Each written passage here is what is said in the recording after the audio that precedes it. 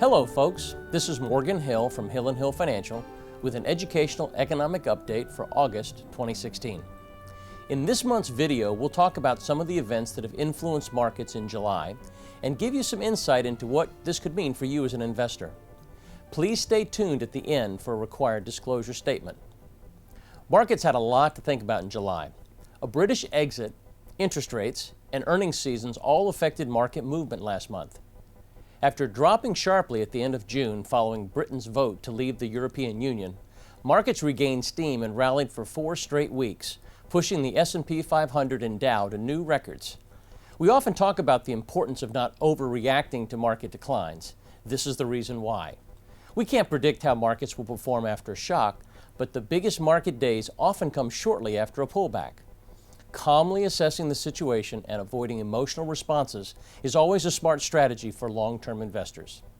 Okay, so let's talk about some of last month's economic events. The Federal Reserve held another open market committee meeting at the end of July and voted to keep rates steady. The Fed's decision wasn't surprising, and now the debate is on whether or not central bankers will raise rates at all this year. Investors were surprised at the end of the month by a low first estimate of second quarter economic growth. The first official measure of second quarter gross domestic product showed that the economy grew just 1.2% over the previous 12 months after growing 1.1% in the first quarter. This came as a big shock, as economists had expected to see over 2% growth last quarter. Over the past few years, the economy has set a pattern of slowing down in the first quarter and roaring back in the second. Though we'll see several more official revisions of the GDP growth estimates, 2 quarters of slow growth is concerning.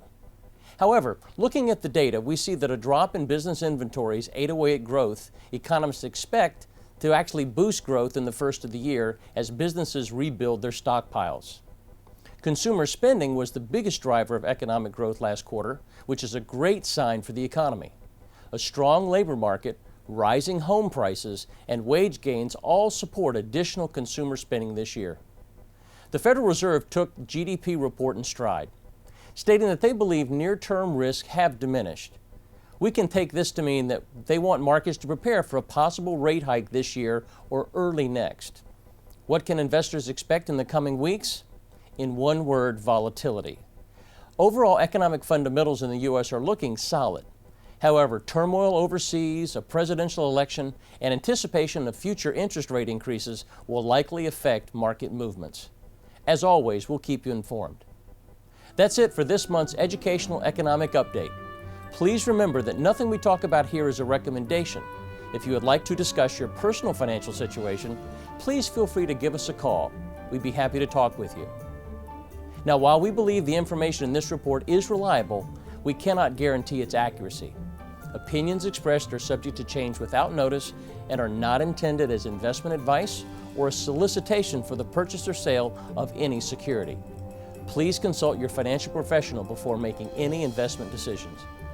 Once again, this is Morgan Hill signing off for the month of August 2016. Thanks again.